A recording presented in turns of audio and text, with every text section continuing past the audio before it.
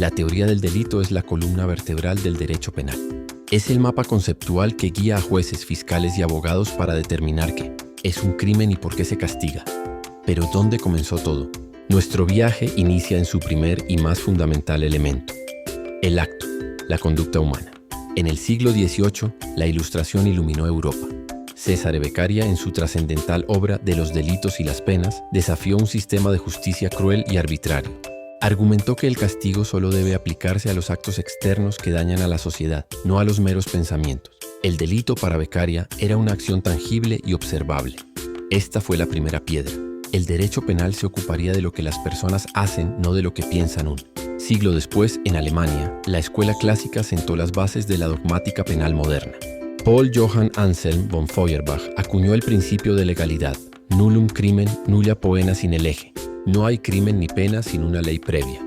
Esto exigía que las leyes describieran con precisión la conducta prohibida. El acto no era solo una acción externa, sino una acción que debía encajar perfectamente en la descripción de la ley, en lo que hoy conocemos como el tipo penal. A finales del siglo XIX, buscando una base científica y objetiva, surge el causalismo con Franz von Liszt y Ernst von Belling. Definieron el acto de una manera radicalmente simple: un movimiento corporal voluntario, una inervación muscular que causaba un cambio en el mundo exterior. Imaginen una ficha de dominó que cae y golpea a otra. La acción es el simple movimiento. El resultado es la caída de la segunda ficha. No importaba la intención. El acto era un proceso causal ciego. Este concepto, aunque claro, mostró sus límites. ¿Cómo explicar la omisión, el no hacer?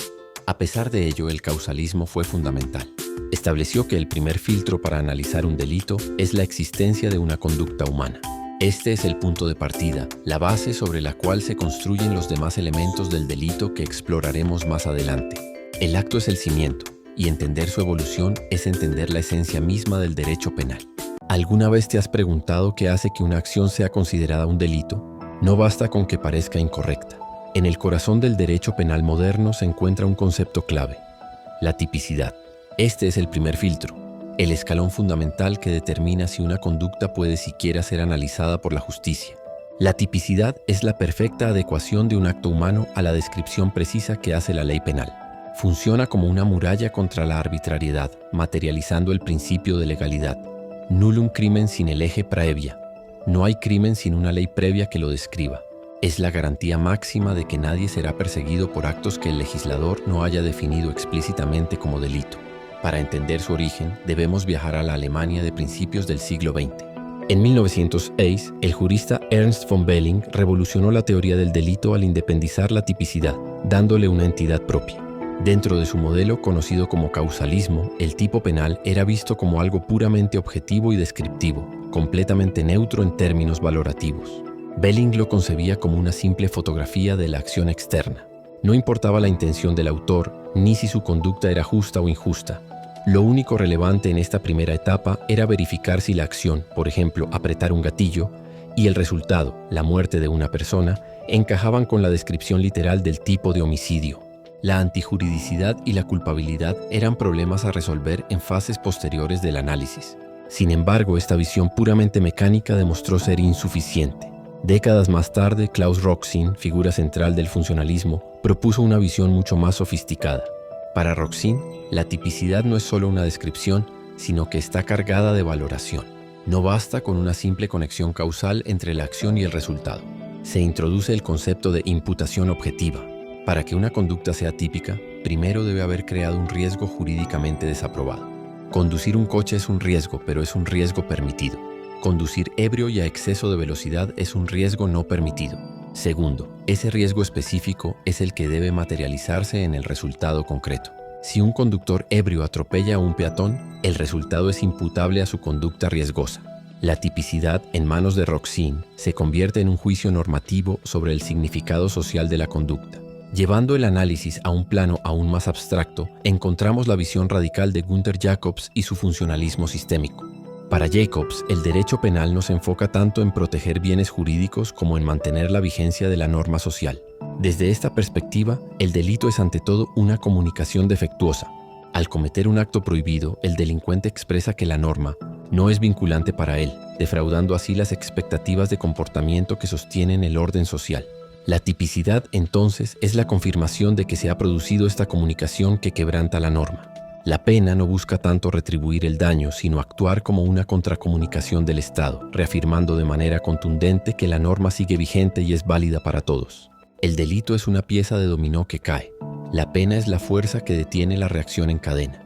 Desde la fotografía objetiva de Belling, pasando por el juicio de riesgo de Roxin, hasta la comunicación que defrauda expectativas de Jacobs, el concepto de tipicidad ha recorrido un largo camino. Su evolución refleja la transformación del propio derecho penal, que ha pasado de ser un mero mecanismo de causa y efecto a un complejo sistema de valoración social. Estudiar estas teorías no es un simple ejercicio académico, es entender cómo se construyen y se limitan los contornos del poder punitivo del Estado. Es la clave para asegurar una justicia que no solo sea eficaz, sino sobre todo predecible, justa y garantista para todos los ciudadanos.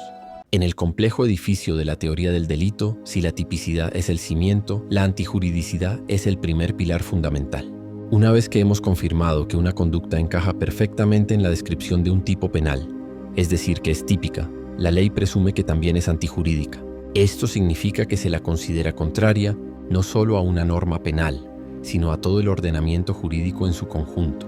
Sin embargo, esta es solo una presunción inicial, un punto de partida. El análisis apenas comienza, pues esta presunción, como muchas en el derecho, admite prueba en contrario. La gran pregunta que surge entonces es, ¿cómo se puede desvirtuar esta aparente ilegalidad? La respuesta se encuentra en un análisis más profundo y matizado de las circunstancias que rodean al acto. El verdadero corazón del análisis de la antijuridicidad se realiza curiosamente en negativo. No nos preguntamos si la acción es mala, sino que buscamos activamente si existe algo que la justifique. El sistema jurídico reconoce que, en ciertas situaciones excepcionales, realizar una conducta típica no es reprochable, sino que está permitido e incluso puede ser necesario. Estos permisos legales son lo que conocemos como causas de justificación. Son escudos protectores que neutralizan la ilicitud del acto. Entre las más reconocidas universalmente se encuentran la legítima defensa, que nos autoriza a repeler una agresión injusta, el estado de necesidad, que nos permite sacrificar un bien jurídico de menor valor para salvar uno de mayor jerarquía, y el cumplimiento de un deber o el ejercicio legítimo de un derecho que ampara a quien actúa conforme a sus obligaciones legales. Históricamente, la primera gran aproximación a este concepto fue la de la escuela causalista, con el jurista alemán Franz von Liszt como uno de sus máximos exponentes. Para esta corriente, la antijuridicidad era una cuestión puramente objetiva, una simple constatación externa. Lo único que importaba era si en el mundo real se cumplían los requisitos objetivos de una causa de justificación. No se indagaba en la mente del autor. Bajo esta óptica, si una persona, sin saberlo, golpeaba fortuitamente a quien estaba a punto de atacar a un tercero, su conducta se consideraría justificada. Bastaba con que el resultado objetivo fuera la defensa de un bien jurídico, sin importar que el sujeto no tuviera la menor intención de defender a nadie. Era una visión mecanicista, centrada exclusivamente en la valoración del desvalor del resultado. Esta concepción puramente objetiva fue sacudida hasta sus cimientos con la llegada de la teoría finalista liderada por Hans Welzel. Este pensador revolucionó la dogmática penal al argumentar que no se puede analizar la conducta humana ignorando su finalidad, su voluntad. Welzel introdujo la necesidad de un elemento subjetivo de justificación. Ya no era suficiente con que se dieran los presupuestos objetivos de la legítima defensa. Ahora, además, se exigía que el sujeto supiera que estaba siendo agredido y que actuara con la voluntad específica de defenderse. Para el finalismo, el derecho no solo valora resultados, sino que también dirige y valora las intenciones de los ciudadanos. No es lo mismo defenderse queriendo defenderse que salvar a alguien por pura casualidad. El aspecto subjetivo se volvía indispensable. En definitiva, el estudio de la antijuridicidad es mucho más que un simple escalón técnico en la teoría del delito. Es el escenario donde el derecho penal demuestra su sabiduría y su capacidad para ponderar intereses en conflicto.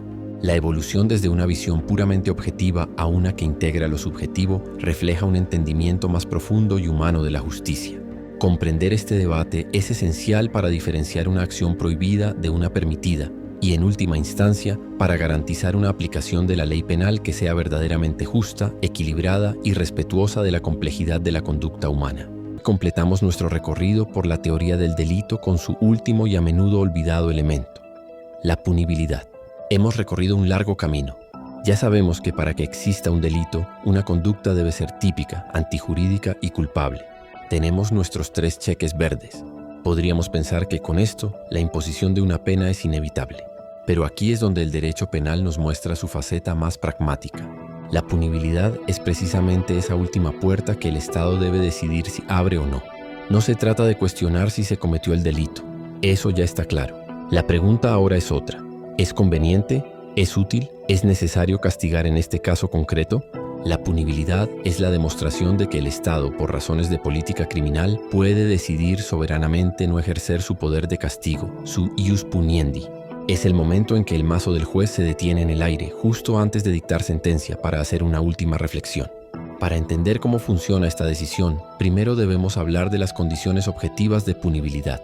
Estas son circunstancias externas, ajenas a la voluntad del autor del delito, que la propia ley exige para que el castigo sea posible. Son como un interruptor que debe activarse para que la maquinaria punitiva se ponga en marcha. El ejemplo más clásico lo encontramos en los delitos de bancarrota. Un empresario puede realizar todo tipo de actos fraudulentos para perjudicar a sus acreedores, cumpliendo con la tipicidad, la antijuridicidad y la culpabilidad. Sin embargo, el Código Penal suele exigir un requisito adicional para que pueda ser castigado, que se produzca la declaración judicial formal de quiebra o concurso. Sin ese sello oficial, sin ese documento que certifica la insolvencia, el delito, aunque cometido, no puede ser perseguido. La condición objetiva es la llave que abre la cerradura del castigo. Pero el verdadero corazón de la punibilidad reside en las excusas absolutorias. Aquí el legislador no mira a factores externos, sino al interior de la relación entre los implicados. Se trata de circunstancias personales que motivan al Estado a perdonar la pena. La razón es profunda. Se busca proteger un bien que se considera más valioso que la propia sanción penal, como la unidad y la paz familiar. El ejemplo por excelencia es el hurto entre parientes cercanos, como padres e hijos o entre cónyuges. El delito existe. Un hijo que le roba la cartera a su padre ha cometido un hurto típico, antijurídico y culpable. Sin embargo, el legislador interviene y dice: entiendo que esto es un delito, pero no voy a imponer una pena. Prefiero no agravar el conflicto familiar con un proceso penal. Es una decisión de política criminal que pondera los intereses en juego. En la balanza de la justicia, el legislador decide que el lazo familiar, el corazón, pesa más que las esposas del castigo. Finalmente, no podemos olvidar los requisitos de procedibilidad, que también actúan como un filtro para el ejercicio del poder punitivo. En ciertos delitos, como la injuria o algunos delitos patrimoniales sin violencia, la ley exige que la víctima presente una denuncia o querella para que el sistema penal pueda actuar. Si el ofendido decide no hacerlo, el Estado tiene las manos atadas. Esto convierte a la víctima en la guardiana de la acción penal. Todas estas figuras, condiciones objetivas, excusas absolutorias y requisitos de procedibilidad nos muestran una cara fundamental del derecho. Nos enseñan que el sistema penal no es un autómata ciego que aplica castigos sin más. Es un instrumento de política estatal que piensa, pondera, valora fines y en ocasiones elige la clemencia y el perdón por encima del rigor de la ley. La justicia no es solo castigar, sino también saber cuándo no hacerlo. Este ha sido nuestro análisis sobre la punibilidad. Si te ha parecido interesante y quieres seguir descubriendo los secretos del derecho, no olvides suscribirte, darle a like y compartir este video.